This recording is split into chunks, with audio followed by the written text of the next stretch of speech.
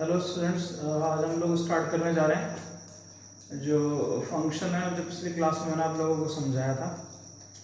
कुछ standard functions हैं, उन फंक्शंस को मैं आप लोगों को समझा देता हूँ और उसके बाद में हम उसके आगे डिस्कस करेंगे। सबसे पहले मैं आप लोगों को जो फंक्शन होता है, हम जैसे पहले भी जानते हैं, रिलेशन में हमने ये चीज़ देखी है कि कोई भी अगर एक रिलेशन आपको डिफाइंड है तो रिलेशन किस तरीके से डिफाइंड होता है। रिलेशन इस तरीके से डिफाइंड होता है 1, A, 2, B, 3, E। मैंने ऐसा कोई A और B सेट से एक रिलेशन लिख दिया है। तो आप लोगों को याद होगा कि हम डोमेन किसको बोलते हैं। डोमेन बोलते हैं जो ऑर्डर्ड पेयर होते हैं, उस ऑर्डर्ड पेयर के फर्स्ट एलिमेंट्स का जो कलेक्शन होता है, दैट इज कॉल्ड डोमेन। हम ये रिलेशन में कर चुके हैं। और अगर हम रेंज की हम बात करेंगे तो रेंज क्या होता है आपका, जो ऑर्डर्ड पेयर के सेकंड एलिमेंट्स का कलेक्शन है उसको हम रेंज बोलते हैं। तो स्टूडेंट्स, यहीं से आगे बढ़ के मैंने आपको फंक्शन पिछली क्लास में समझा दिया था कि फंक्शन किसको बोलते हैं। फंक्शन मैंने कहा था कि एवरीथिंग इज अ फंक्शन, या कोई सी भी फंक्शन एक मशीन है जिस मशीन के अंदर उसका पर्टिकुलर एक इनपुट होता है और उसका पर्टिकुलर एक आउटपुट होता है। तो हम जिस फंक्शन की बात कर रहे हैं उस फंक्शन के अंदर अब ऐसा तो नहीं है जैसे मैंने पिछली क्लास में आपको एग्जांपल दिए थे कि भाई हम मार्कर को भी फंक्शन मान लेंगे, ठीक है। हम किसी भी मशीन को फंक्शन मान सकते हैं, मिक्सी को फंक्शन मान सकते हैं, ग्राइंडर को फंक्शन मान सकते हैं, आटे की चक्की को फंक्शन मान सकते हैं। तो उसमें डोमेन क्या होंगे आपको पता है कि हम क्या क्या डाल सकते हैं उसमें, इसमें इंक डाल सकते हैं। तो हमारा जो फंक्शन है बेसिकली मैथमेटिक्स का जो फंक्शन है that is called real valued function. आपको कई बार क्वेश्चन में लिखा मिलेगा F is a real valid function. तो रियल वैलिड फंक्शन का मतलब ये होता है कि जिस फंक्शन के अंदर हम रियल वैल्यूज इनपुट कर सकते हैं और जिस फंक्शन के अंदर आउटपुट भी रियल्स निकल के आए, रियल नंबर्स निकल के आए, तो हम इसको रियल वैलिड फंक्शन बोलते हैं। तो कुछ अब इस फंक्शन के अंदर हमें रियल वैल्यूज ही हम इनपुट में डालेंगे। जैसे कुछ रिलेशंस हम लोगों ने देखे थे, एक दो मैंने एग्जांपल आप लोगों को समझाए थे कि कई बार रिलेशन आपको ऐसे आपको दिया हुआ था Z क्रॉस Z का सबसेट। तो Z क्रॉस Z का सबसेट, इसका क्या मतलब है? इसका मतलब Z क्रॉस Z तो इनफाइनाइट नंबर्स ऑफ एलिमेंट्स दिखाएगा ऑर्डर्ड पेयर के, उसका सबसेट। तो हम सारे एलिमेंट्स उसके नहीं देख सकते हैं, लेकिन Z क्रॉस Z में एक रिलेशन डिफाइंड हो सकता है जिस रिलेशन को हम लोग मतलब ऑर्डर्ड पेयर की फॉर्म में एक फाइनाइट रिलेशन में दिखता है। लेकिन हम लोग एक ऐसा रिलेशन भी बना सकते हैं जो इनफाइनाइट हो सकता है। और उसी प्रकार से हम लोग अब जो फंक्शन की बात करेंगे वो फंक्शन रियल नंबर्स में डिफाइंड होगा और हमें इनपुट जो होगा वो रियल नंबर ही हमें डालना पड़ेगा। तो रियल नंबर क्या होगा, किस तरीके से हम लोग उसको फंक्शन के डोमेन के बारे में बताएंगे, या हमको ऐसे ऑर्डर्ड पेयर की फॉर्म में फंक्शन हर बार दिखाई देगा कि नहीं देगा, तो ऐसा हर बार नहीं होगा। तो जब आपको, जैसे मैंने फंक्शन की डेफिनेशन पिछली क्लास में लिखा दी थी, तो मैंने बताया था कि f a to b, मैंने आप लोगों को ऐसे बताया, ठीक है। तो बच्चों को हमेशा एक गलती होती है, जैसे a को तो हर एक बच्चा जान लेता है, ये हमेशा फंक्शन का डोमेन होता है, always this is called domain. And set B जो होता है वो स्टूडेंट हमेशा रेंज मानता है, बट वो गलत है। ये क्या कहलाता है? हमेशा कोडोमेन। और जो रेंज जो होती है हमेशा, वो रेंज क्या होती है, वो सबसेट होती है हमेशा कोडोमेन की। तो स्टूडेंट्स, कई बार आप अगर अभी फंक्शन पढ़ रहे हैं, 3 महीने बाद आपसे कोई डिस्कशन करेगा, एफ ए टू बी बोलेगा, आपको बोलेगा ए क्या है, तो बच्चा डोमेन बोलता है और बी को हमेशा रेंज बोलता है।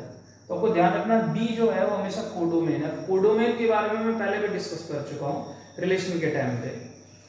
हम जानते हैं कि ए क्रॉस बी का सबसेट जो होता है वो क्या होता है, आपका रिलेशन होता है। तो मैंने बताया था कि उसमें जितने भी रिलेशन बनेंगे, जो सेट बी है वो हमेशा उस हर एक रिलेशन का कोडोमेन कहलाता है। सिमिलरली जो फंक्शन है ए टू बी, ये पर्टिकुलर एक फंक्शन डिफाइंड है, यहाँ पे ध्यान रखना। तो इस फंक्शन का बी जो सेट है वो कोडोमेन, वो कुछ भी हो सकता है।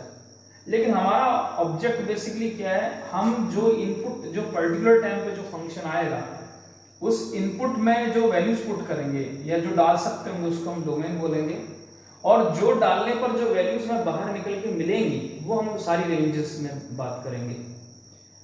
किसी फंक्शन की रेंज को समझाना इतना आसान काम नहीं है, लेकिन 11th क्लास के पॉइंट ऑफ व्यू से, +1 क्लास के पॉइंट ऑफ व्यू से हमारे पास लीनियर फंक्शन होंगे, क्वाड्रेटिक फंक्शन होंगे, कुछ क्यूबिक फंक्शंस होंगे, तो उनके लिए मैं थोड़ा आप लोगों को आइडिया दे दूंगा ताकि आप स्कूल के पॉइंट ऑफ व्यू से वो काम कर सकें। बाकी तो आपको पूरा रेंज समझने के लिए पूरा कैलकुलस समझना बहुत जरूरी है। उसमें maxima, minima, increasing, decreasing, particular किसी फंक्शन की रेंज निकालने के लिए कोई मेथड नहीं है। तो स्टूडेंट्स, आज हम लोग ये बहुत इंपॉर्टेंट टॉपिक है जिसको हम डिस्कस कर रहे हैं, और ये अगर किसी बच्चे को क्लियर होता है तो कैलकुलस मैंने आपको पहले बोला 35 to 40% IIT का, तो वो बहुत अच्छे ढंग से उसको क्लियर होगा। और मैं कोशिश करूंगा कि आप लोगों को एक एक पॉइंट जो मैं डिस्कस करना चाहता हूँ वो आप लोगों को पास पहुंचे। तो इसके बाद में अब जो आपको यहाँ पे डोमेन की जो डेफिनेशन है, यहाँ पे फाइनाइट सेट थे, फाइनाइट रिलेशंस थे, उसमें हम डोमेन निकाल पा रहे थे, दिख रहे थे, हमें आसानी से दिख रहे थे, रेंज भी आसानी से दिख रही थी। अब जो हम फंक्शन की बात करने जा रहे हैं ना, वो सारे के सारे फंक्शंस जो है ना, उसमें सब इनफाइनाइट रियल नंबर के बीच में हमें जाना है। और इसकी डोमेन की जो डेफिनेशन है वो मैं आप लोगों को लिखा रहा हूँ, उसको आप लिखिए। है वही फर्स्ट ऑर्डर पेयर के एलिमेंट्स का कलेक्शन ही करना है, but domain of a function हमें ध्यान रखना है कि क्या है।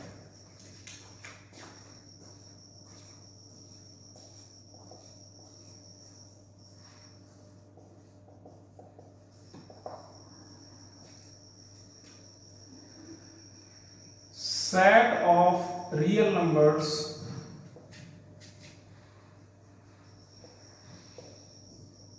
for which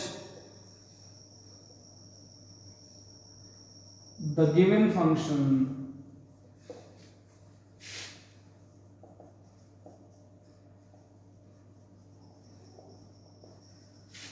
gives real output and well defined।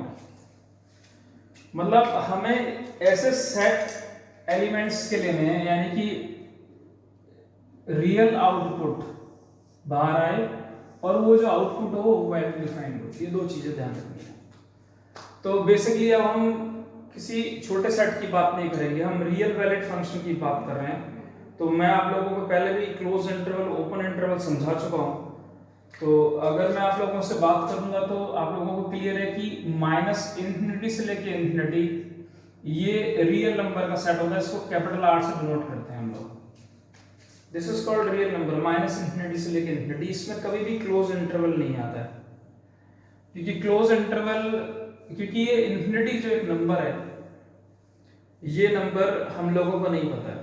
और अगर किसी स्टूडेंट को इस पार्ट को अगर समझना है, नॉट डिफाइंड और इंफिनिटी, तो मेरा सबसे पहला लेक्चर जो मैंने दिया हुआ है, limit indeterminate form not defined in infinity, उस लेक्चर को जरूर देख ले।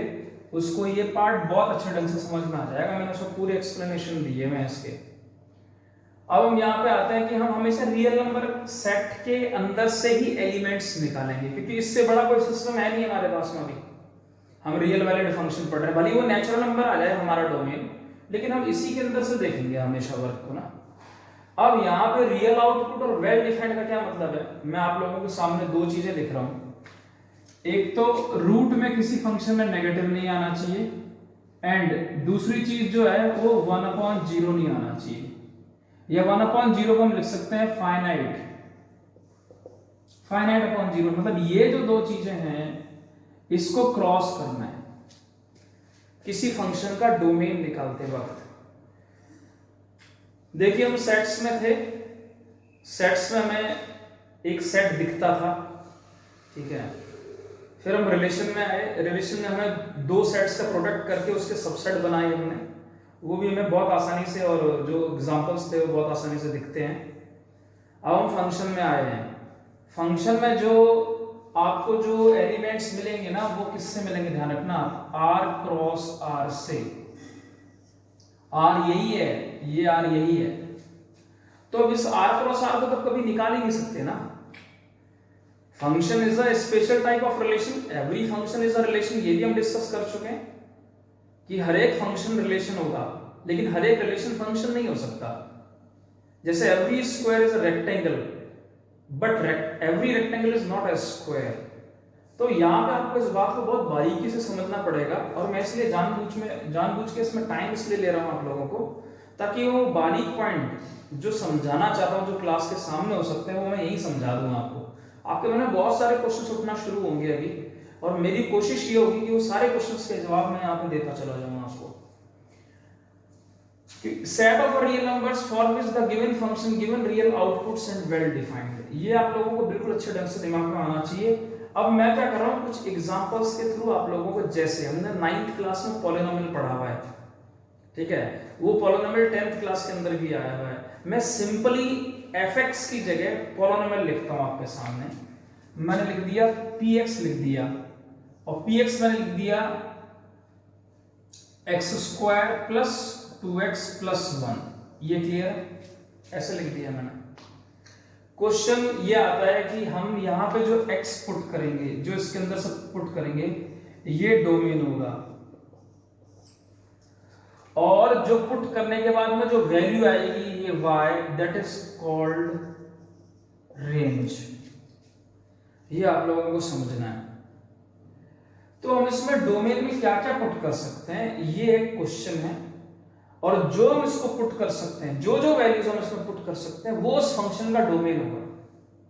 पहले क्या होता था, आपको रिलेशन दिखता था ऑर्डर्ड पेयर में, आपको बोलते थे फाइंड डोमेन एंड रेंज, तो आप देखते थे यार इस ऑर्डर्ड पेयर के अंदर फर्स्ट एलिमेंट को कलेक्ट कर लो, सेकंड एलिमेंट को कलेक्ट कर दो, फर्स्ट एलिमेंट वाला डोमेन हो गया, सेकंड एलिमेंट। अब ऐसा नहीं है, आपको फंक्शन सामने इस फॉर्म में दिखाई देगा, ये दो वेरिएबल हो गए, x ये वाला part, this complete is y।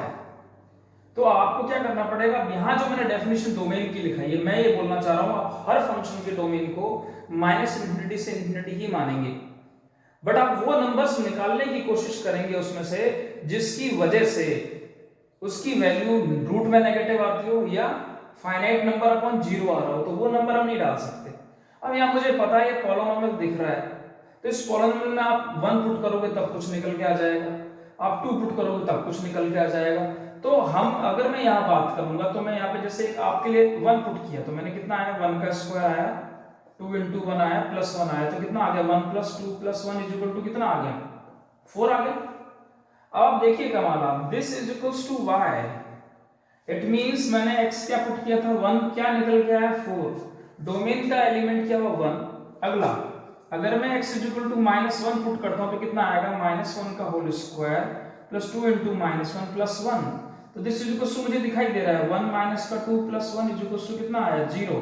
तो मैंने -1 पुट किया तो कितना आ गया, 0 आया, तो वो y आया। -1 इज डोमेन, मैं p ऑफ 0 पुट कर सकता हूं यहाँ पे, तो 0 का होल स्क्वायर आ गया, 2 × 0 + 1 आ गया, 1 आ गया, तो डोमेन कितना है, 0, डोमेन है 0, और रेंज कितनी है, 1, जो निकल के आ रहा है वो रेंज। अब आप ऐसे कितने वैल्यूज पुट करेंगे, यहाँ पे पागल हो जाएंगे इसकी वैल्यूज को पुट कर करके।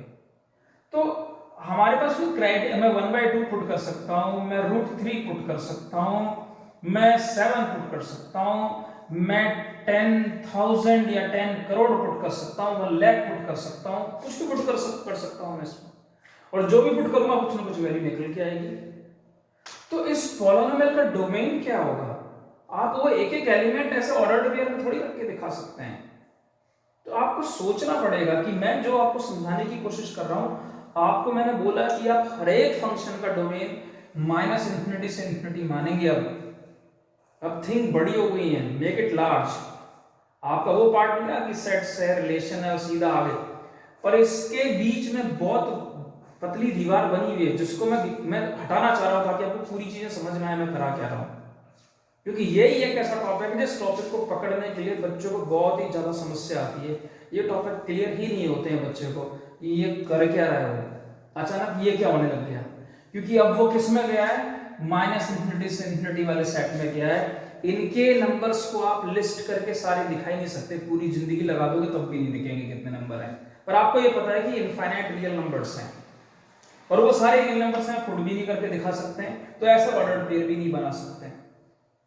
तो इसका सिंपल सा एग्जांपल है कि इस फंक्शन का जो डोमेन है वो डोमेन, मैंने क्या बोला आपको, हर फंक्शन का डोमेन क्या मानोगे, ऑल रियल नंबर्स। तो इसका डोमेन क्या हो गया, माइनस इंफिनिटी से लेके इंफिनिटी। क्यों, ऐसा क्यों हो गया, क्योंकि इसमें कुछ भी रखोगे आप फाइनाइट नंबर आएगा, ऐसा कभी हो नहीं सकता, और डिवाइडेड बाय जीरो आ नहीं सकता, क्योंकि ये तो न्यूमरेटर में, डिनोमिनेटर में तो कुछ है ही। तो इसलिए इस फंक्शन का डोमेन क्या हुआ, माइनस इंफिनिटी से लेके इंफिनिटी। क्लियर है स्टूडेंट्स। अब अगर ये पॉइंट आपको समझ में आया है तो रेंज इस वाले पार्ट के लिए तो आसान है बताना, लेकिन मैं अभी डिस्कस नहीं करूंगा रेंज को। मेरा टॉपिक 9th के अंदर और 10th में पॉलिनोमियल का डिस्कस किया हुआ है, उसमें आप देखेंगे, उस लेक्चर को अगर आप देखेंगे तो आपको ये चीजें भी समझ में आ जाएंगी, वो भी आप देख सकते हैं उससे कि मैं क्या बताने जा रहा हूँ। वहां पे मैं कुछ एक्सप्लेनेशन दिया, पर डोमेन और रेंज के टर्म में नहीं दिया है उसको, क्योंकि वो छोटी क्लास के स्टूडेंट्स हैं। अब मैं आपके सामने आ गया, अब ये पार्ट क्लियर है ना आपको। ऐसे ही मैं और बहुत सारे पॉलिनोमियल्स के बारे में बात करूं, तो जो भी पॉलिनोमियल होगा ना, किसी भी पॉलिनोमियल की बात करें, px = आ गया x³ - 3x + 7, ये लिख दिया। आपको पता है कभी रूट में नेगेटिव नहीं होगा, इसका डोमेन अगेन यही होगा। तो जितने भी पॉलिनोमियल फंक्शंस होते हैं, उन सारे फंक्शंस का डोमेन ऑलवेज माइनस इंफिनिटी से इंफिनिटी ही होता है। और हम जब भी किसी फंक्शन के डोमेन की बात करेंगे तो हमारे दिमाग में सबसे पहले यही सेट आएगा कि हम माइनस इंफिनिटी से इंफिनिटी मान लेते हैं। फिर हम सोचते हैं कि कब ये रूट में नेगेटिव आएगा, कब फाइनाइट अपॉन जीरो होगा। तो वो दोनों चीजें आपको माइंड में सोचनी पड़ेगी, थिंक करनी पड़ेगी, और अगर वो नंबर आते हैं तो वो हमको उस रियल नंबर में से माइनस करने ही पड़ेंगे। अब मैं आपके सामने कुछ और पॉलिनोमियल हट गया। पॉलिनोमियल में मैंने आपको बता दिया, every polynomial function has its domain minus infinity to infinity. एक चीज और यहां पे ऐड कर देता हूं रेंज के बारे में। Every odd degree polynomial has its range minus infinity से इंफिनिटी। ऑड डिग्री के पॉलिनोमियल की रेंज माइनस इंफिनिटी से इंफिनिटी होगी, और इवन डिग्री की रेंज माइनस इंफिनिटी से इंफिनिटी कभी भी नहीं होगी। ऑड डिग्री के जितने, ऑड डिग्री के पॉलिनोमियल मतलब जिसकी मैक्सिमम पावर 3 है, 5 है, 7 है, 101 है, 1001 है, 1003 है, जिसका ऑड डिग्री का पॉलिनोमियल है उसकी डोमेन और रेंज दोनों माइनस इंफिनिटी से इंफिनिटी ही होगी। लेकिन इवन डिग्री के पॉलिनोमियल में हमें कुछ कैलकुलेशन करनी पड़ती है, वो ऐसे नहीं आती। ये भी 9th या 10th के लेक्चर में पॉलिनोमियल वाले में आप लोग देख सकते हैं, वहां मैंने ग्राफ के थ्रू समझाया है।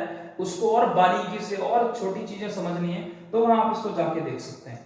तो मेरा ये पार्ट अभी फिलहाल खत्म हुआ, अब अगला फंक्शन ले रहा हूं। ये तो मैंने सिंपल 9th से कनेक्ट करके आपको समझाने की कोशिश की कि कैसे हम डोमेन निकालते हैं।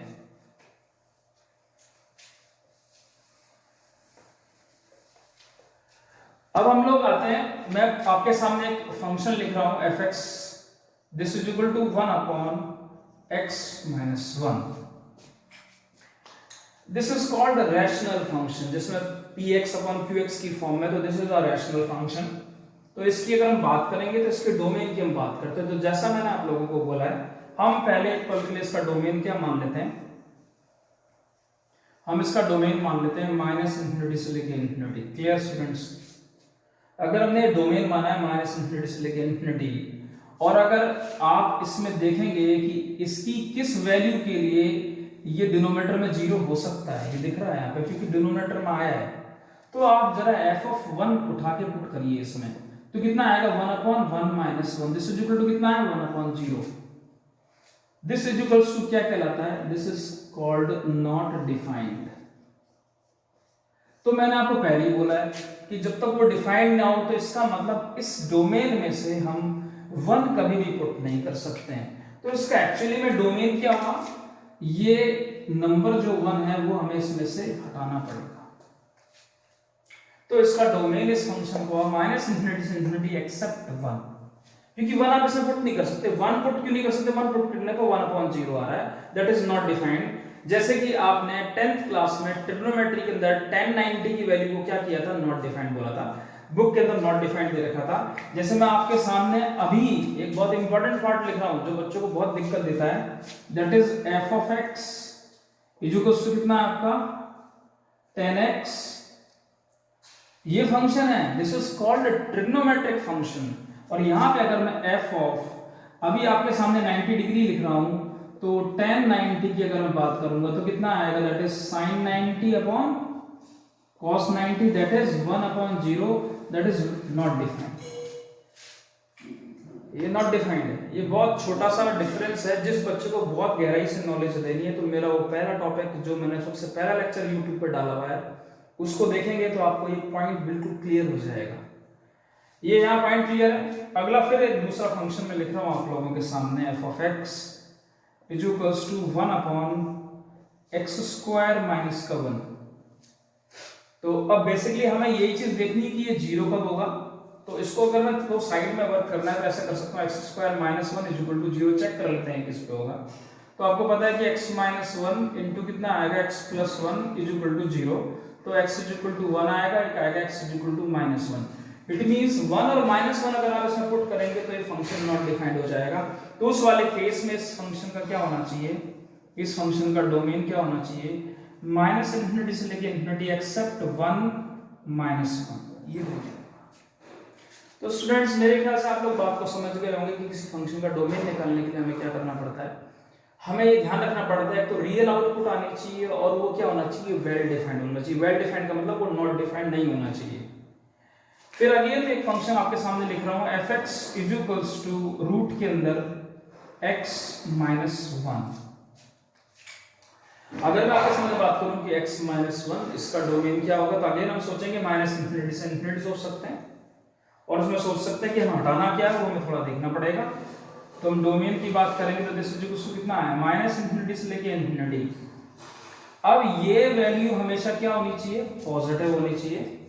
इक्वेशन टॉपिक अभी आप लोगों ने पढ़ा नहीं है, वो आप लोगों को अभी कराना है। तो x - 1 क्या होना चाहिए, > 0 होना चाहिए। क्योंकि अगर वो अंदर नेगेटिव आया तो रूट में नेगेटिव होगा, जो मैंने मना किया कि वो नहीं होना चाहिए। तो यहाँ अगर हम देखेंगे तो कितना आएगा, x > 1, यानी कि x की वैल्यू 1 से बड़ी होनी चाहिए, 1 के इक्वल होना चाहिए। क्योंकि 1 से बड़ा 1.1 पुट करोगे तब भी आएगा, 0 पुट करेंगे नेगेटिव आ रहा है, -1 पुट करेंगे तो नेगेटिव आएगा। तो इट मींस इस सेट में से क्या हटाना है आपको, इस सेट में से हटाना है -∞ से लेके 1 ओपन इंटरवल। इसको अगर आप इसमें से माइनस कर देंगे तो हम ऐसे भी लिख सकते हैं और हम इसके डोमेन को ऐसे भी लिख सकते हैं जैसे मैं आप लोगों को सामने बता रहा हूं। डोमेन हम इसको ऐसे लिख सकते हैं 1 से लेके ∞, क्लोज इंटरवल 1 पे और ∞ तक। ये दोनों चीजें सेम है। तो ये अब हमने जो एक कंसेप्ट लिया था वो लिया था इस वाले से कि रूट में नेगेटिविटी आना चाहिए। तो फंक्शन का डोमेन निकालने के लिए हमें क्या चाहिए वो मैंने आप लोगों को यहाँ पे बहुत अच्छे ढंग से क्लियर कर दिया है। अब ऐसे बहुत सारे कॉम्प्लेक्स फंक्शंस आएंगे, वो सारे मैं आगे डिस्कस सभी नहीं कर पाऊंगा अभी, क्योंकि मेरे को मालूम है कि आपको +1 में जितना चाहिए वो पार्ट मैं आपको समझा रहा हूँ। और किसी भी बच्चे को उससे आगे जाना है तो +2 के अंदर जो मैं अभी आगे लेक्चर रिकॉर्ड करने जा रहा हूँ उसको आप देख लेना फंक्शंस के। ये पॉइंट क्लियर हो गया।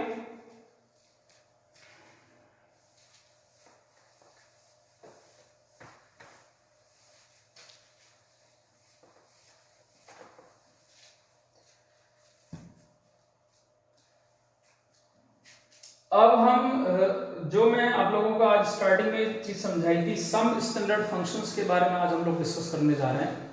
और उसमें मैंने डोमेन को डिफाइन करना बहुत जरूरी था। रेंज आपको ये पता होना चाहिए कि हम जो इनपुट पुट कर रहे हैं उसके अकॉर्डिंग जो आउटपुट बाहर निकल के आ रहा है that is called range of a function. तो हम हर एक स्टैंडर्ड फंक्शन में उस चीज के बारे में देखेंगे और थोड़ा सा बात करेंगे, ठीक है। तो हेडिंग डाल लीजिए सम स्टैंडर्ड फंक्शंस।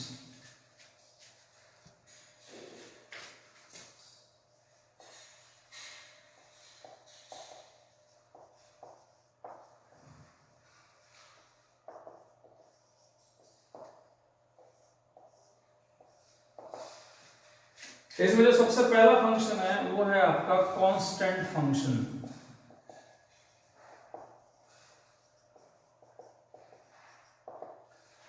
फंक्शन को समझाने से पहले मैंने आप लोगों को फंक्शन के टाइम पे एक बात बताई थी कि फंक्शन का हम 2 डायमेंशनल ज्योमेट्री में ग्राफ ड्रॉ कर सकते हैं x एक्सिस और y एक्सिस के ऊपर। x एक्सिस को हमेशा हम डोमेन मानते हैं, y एक्सिस को हमेशा हम रेंज मानते हैं। और इसका बेस्ट एग्जांपल मैंने आपको क्रिकेट मैच बताया था कि क्रिकेट का कोई भी मैच होता है उसको हम टेबल देखते हैं तो उसमें यहाँ पे ओवर लिखे हुए होते हैं और इधर रन्स लिखे हुए होते हैं। तो हमारा उसका डोमेन x एक्सिस पे आएगा, रेंज हमेशा y एक्सिस पे आएगी। ग्राफ कैसे प्लॉट होते हैं वो ग्राफ की प्लॉटिंग मैं आपको समझाने की कोशिश करूंगा, बहुत बारीकी से समझाऊंगा इस चीज को। पहले तो आप इसको लिखिए, देखिए let small k is any real number then fx is equals to k is called constant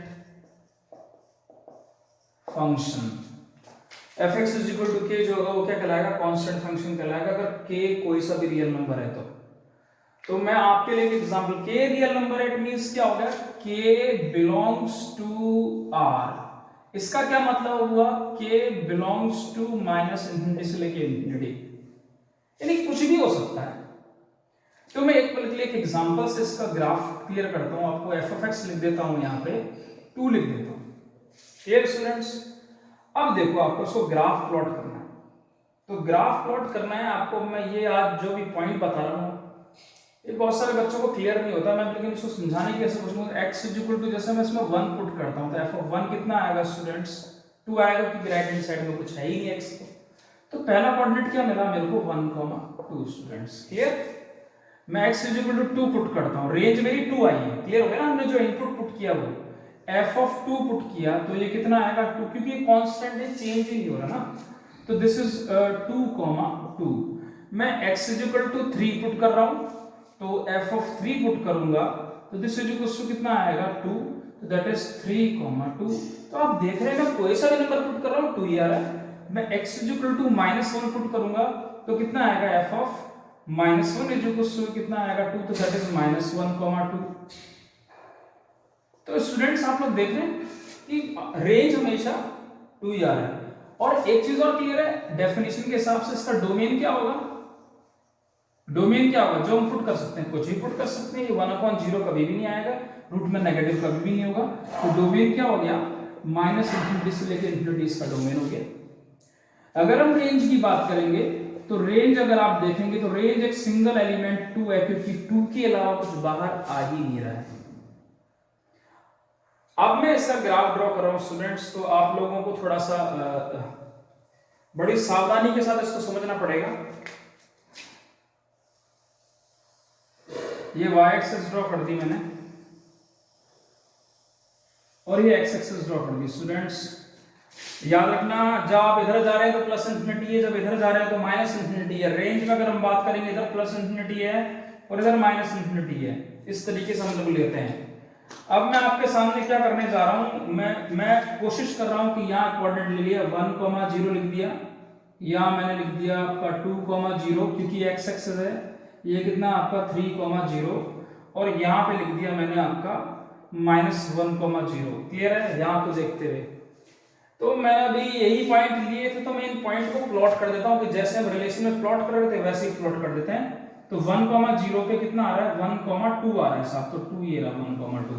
ये कोऑर्डिनेट 1,2 है, क्योंकि मुझे कोऑर्डिनेट 2,2 पे मुझे ये मिल रहा है, दैट इज 2,2। यहाँ पे आ रहा हूँ 3 पे, तो ये मुझे क्या मिल रहा है, दैट इज 3,2। इधर आ रहा हूँ तो मेरे को क्या मिल रहा है, दैट इज -1,2। Clear student? ये 4 पॉइंट मैंने यहाँ प्लॉट कर दिए, लेकिन आपको पता है मैं ग्राफ कैसे बनाने जा रहा हूँ। आपको यही चीज समझनी है आगे हमेशा ना, इन सबको मैं ऐसे ज्वाइन कराने जा रहा हूँ, सबको सबको सबको सबको सबको, और ये इनफाइनाइट का ग्राफ जाएगा, ऐसे ऐसे इनफाइनाइट का ग्राफ जाएगा, because it is a constant function.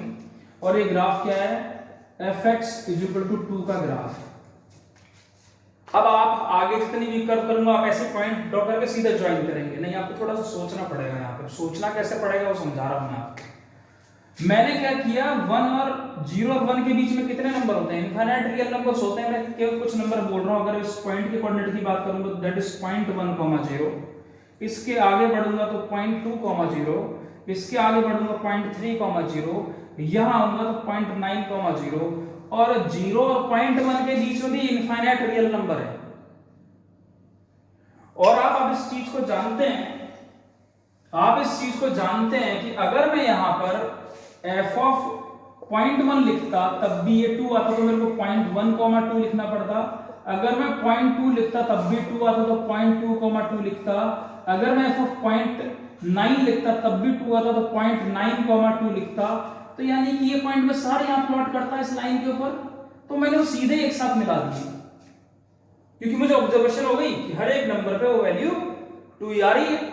तो मैं एक एक नंबर को कहां से लिख सकता हूं, कहां ऐसे प्लॉट कर सकता हूं, तो मैंने उसको कुछ नंबर्स लेके, इंटीजर्स लेके और उसको ज्वाइन करा दिया। This is graph of a constant function.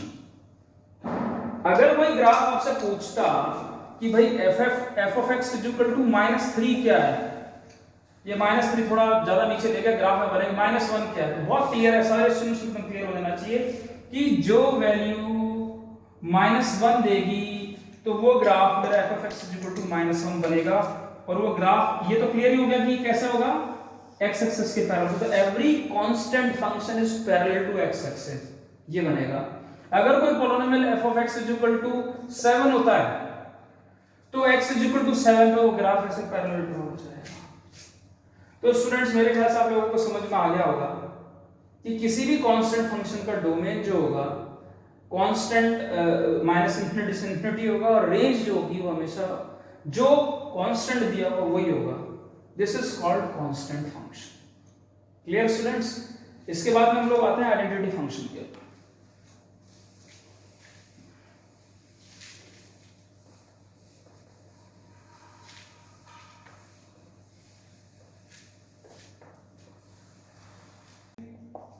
function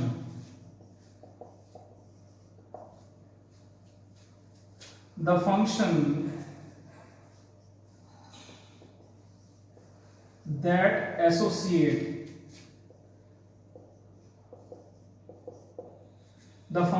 that associate each real number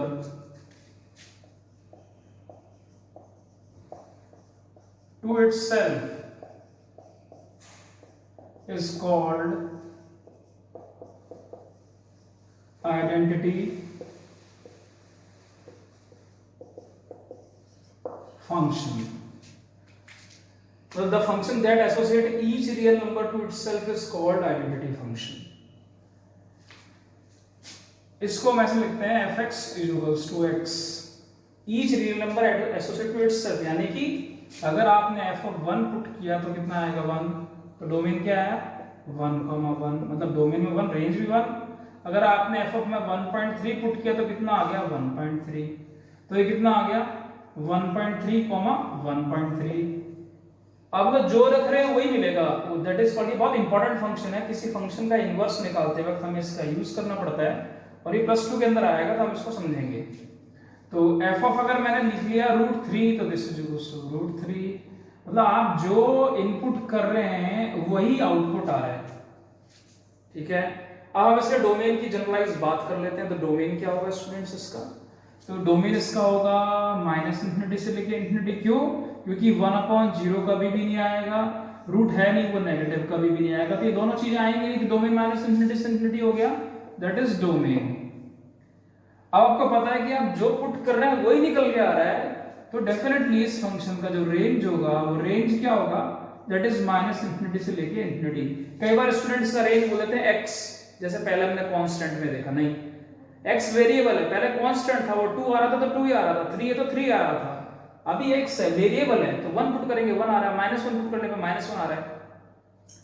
तो स्टूडेंट्स मेरे ख्याल से आप बात समझ गए होंगे। और इसका ग्राफ अगर हम देखेंगे, आपको पता है कि अगर मैं 1 पुट करूंगा तो 1 आएगा, तो 1,1 मिलेगा, 2 पुट करूंगा तो 2 आएगा, तो ऐसे मिलेगा, 0 पुट करूंगा तो 0 आएगा, -1 पुट करूंगा तो -1 आएगा। तो आप समझ लेंगे कि ये ग्राफ ऐसे इस तरीके से प्लॉट हो रहा है। ये जो डॉटेड लाइन में बना रहा हूं ना, वो एग्जैक्टली ऐसे प्लॉट होगा, इस तरीके से, यूं, ये ग्राफ, और ये इनफाइनाइट तक जा रहा है, इधर भी ये कहां जा रहा है, इनफाइनाइट तक। ये जो फंक्शन है ये है fx equal to x function.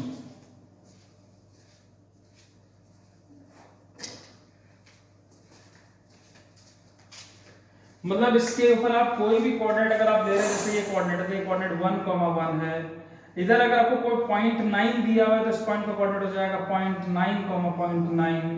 यहाँ पे अगर ये आपको 2 दे रखा है तो दैट इज 2,2।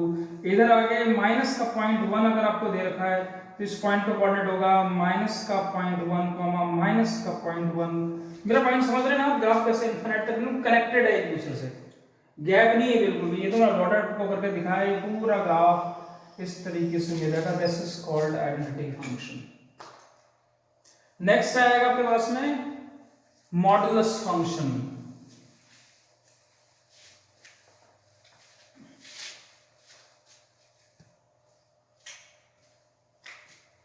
थर्ड जो फंक्शन है वो आपको है फंक्शन। देखिए आप फंक्शन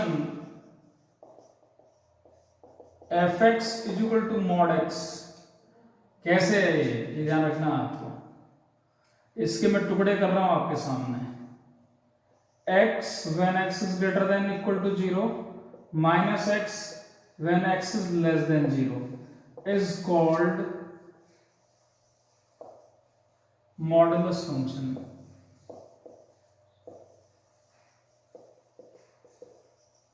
इस मॉड के बारे में हम छोटी क्लासेस में पढ़ चुके हैं। छोटी क्लासेस में वो वैल्यूज जो आप नेगेटिव नंबर में पुट करें तो आउटपुट पॉजिटिव आए तो उसको हम मॉडुलस फंक्शन बोलते हैं। तो अगर हम इसके डोमेन की बात करें, जो हमारा फंक्शन ये है f x equal to mod of x, तो आपको पता है ये एक्स में हम क्या क्या पुट कर सकते हैं, कुछ ही पुट कर सकते हैं क्योंकि बाहर कभी भी रूट में है नहीं, 1/n में है नहीं।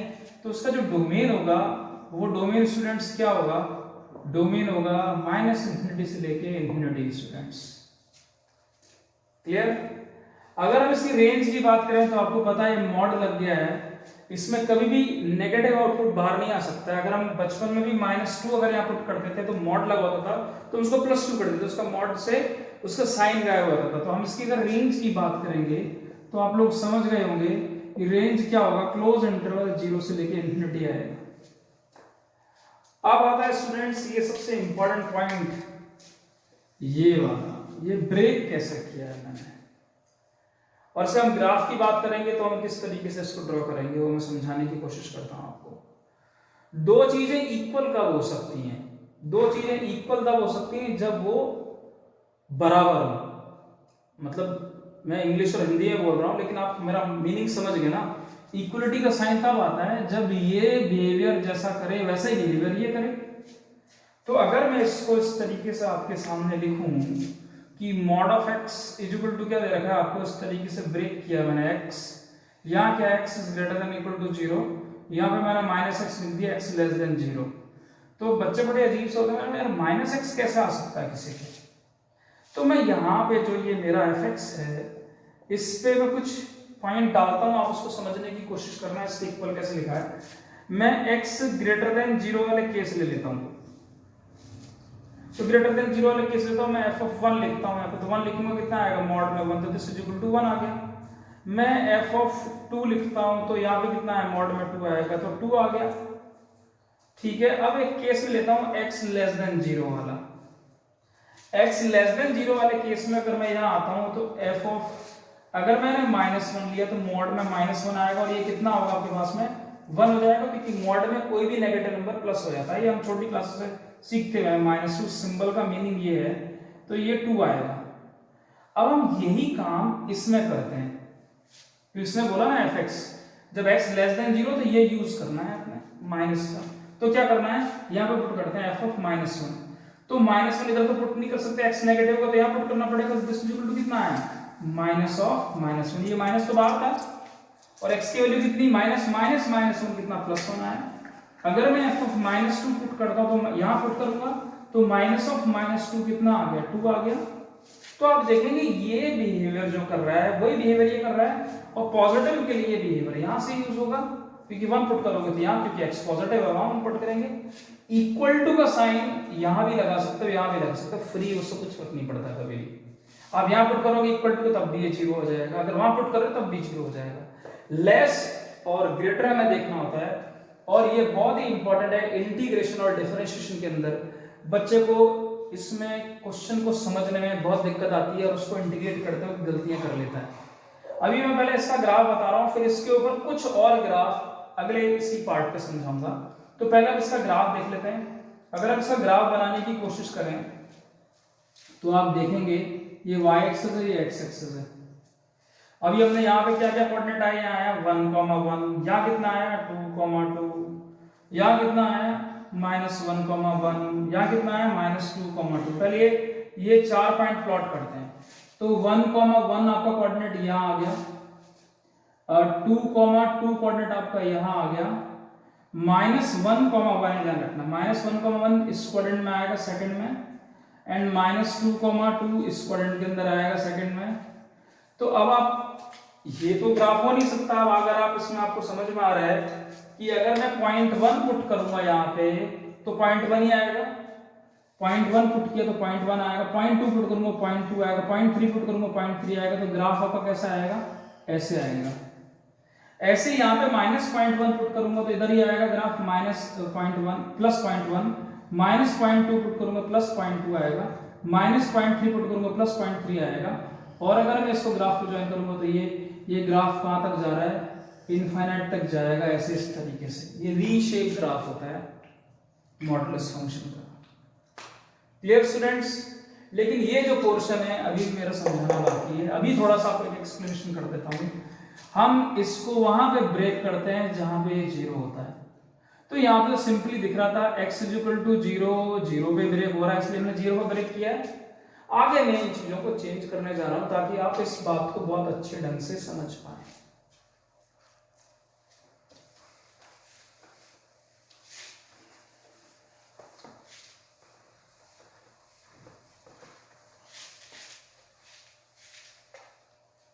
स्टूडेंट्स, अगर मैं आपसे बात करूं fx = mod में x - 2, इसको ब्रेक करना है स्टूडेंट्स। तो ये बहुत इंपॉर्टेंट पार्ट है, बनता है कि स्टूडेंट इसके बारे में कैसे बात करेगा।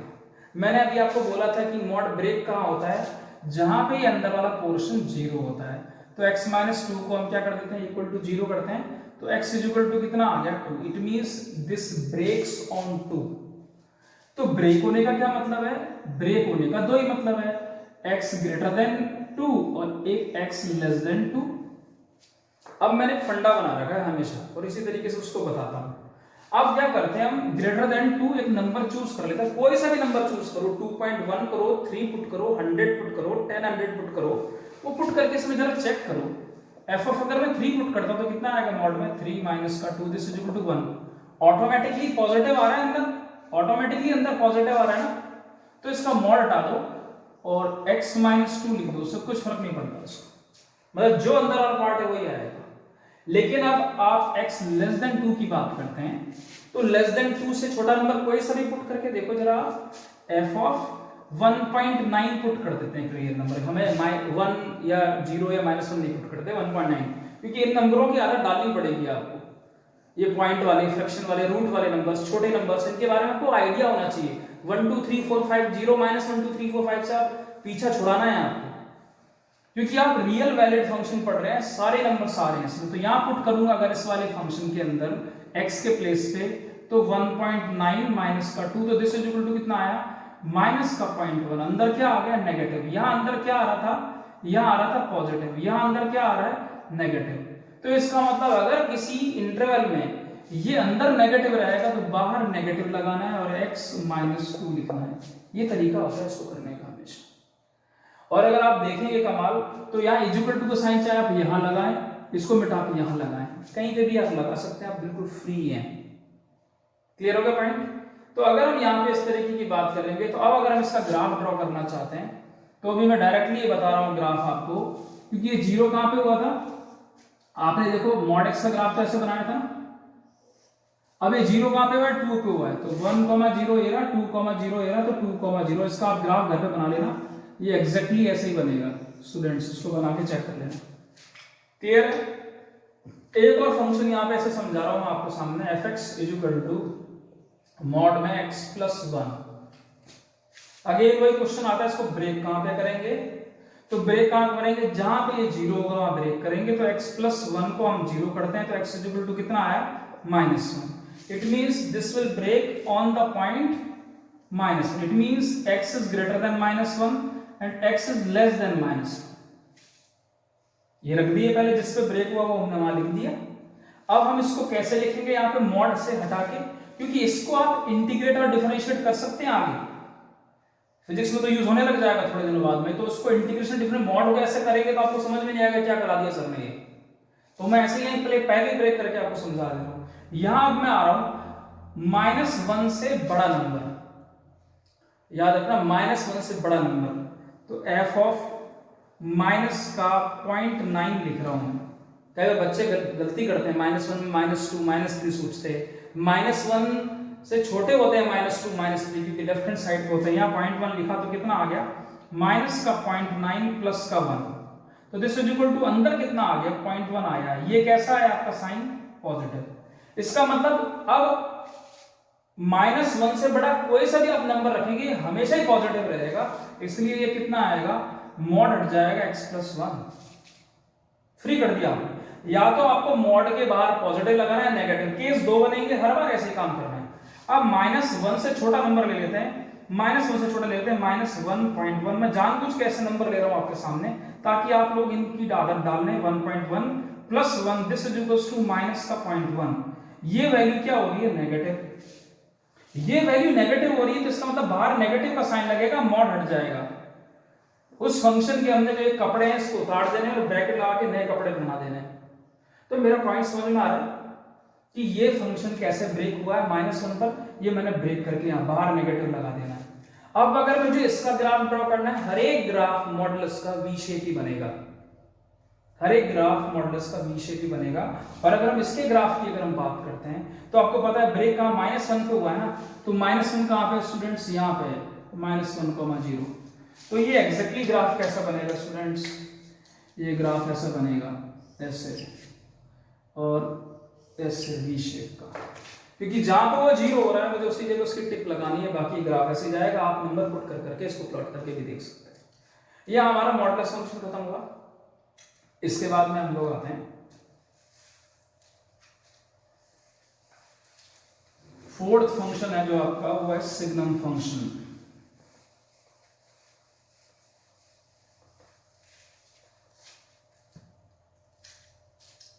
जो फोर्थ फंक्शन है दैट इज कॉल्ड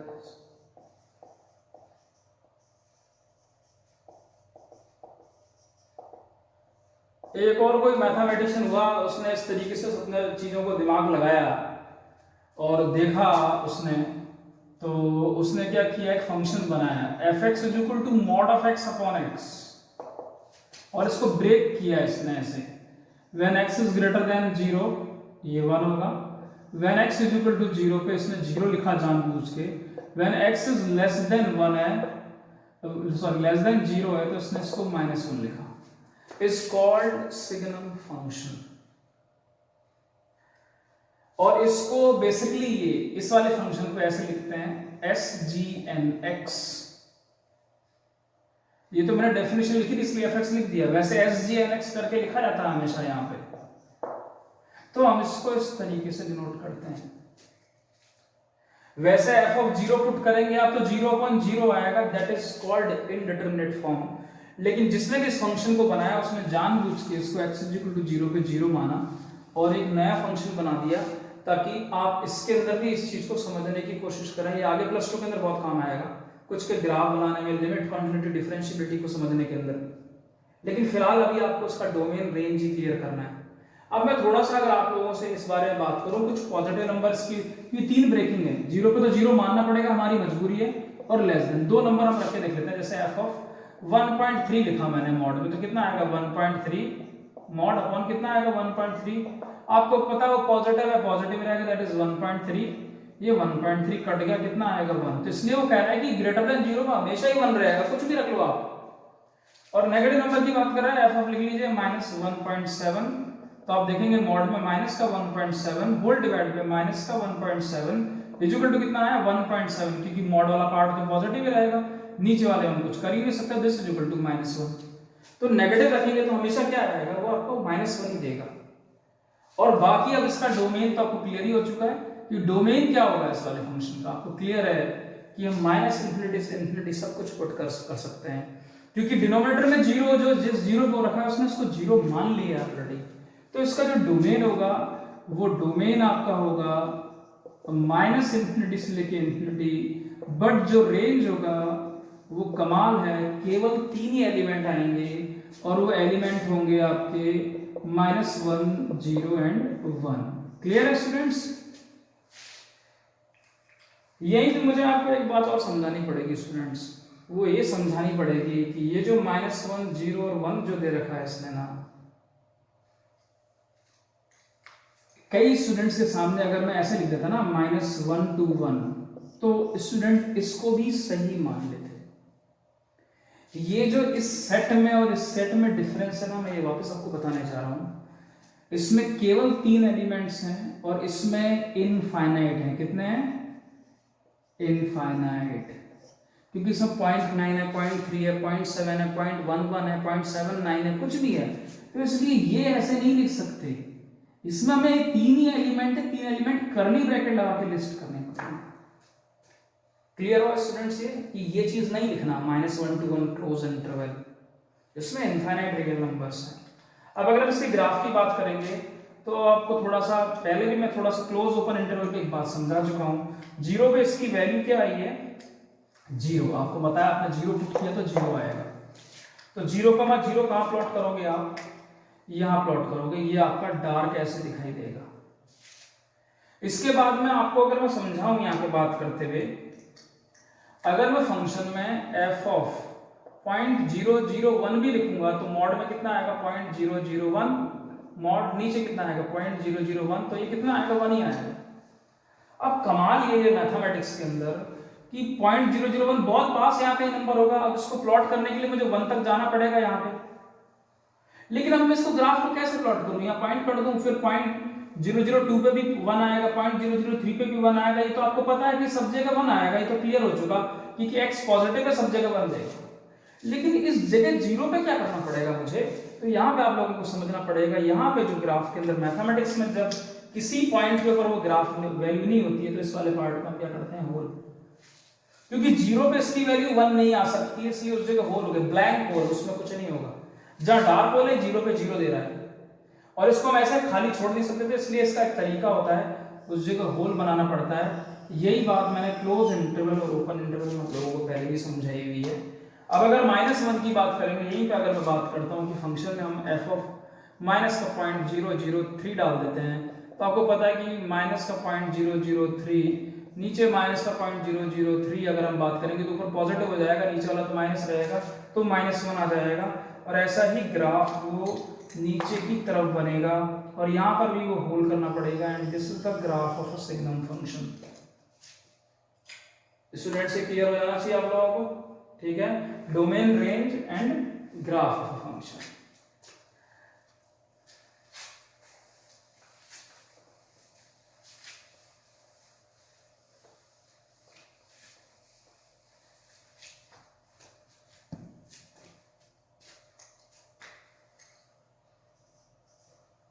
नेक्स्ट जो आता है आपका आता है ग्रेटेस्ट इंटीजर फंक्शन।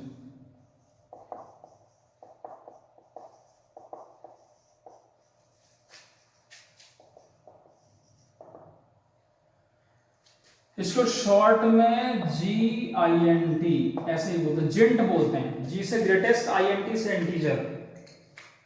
देखिए a function fx is equal to, इसको इस तरीके से रखते हैं where GINT of x is an integer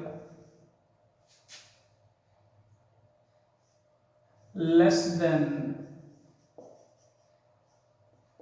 और equal to x is called greatest integer function.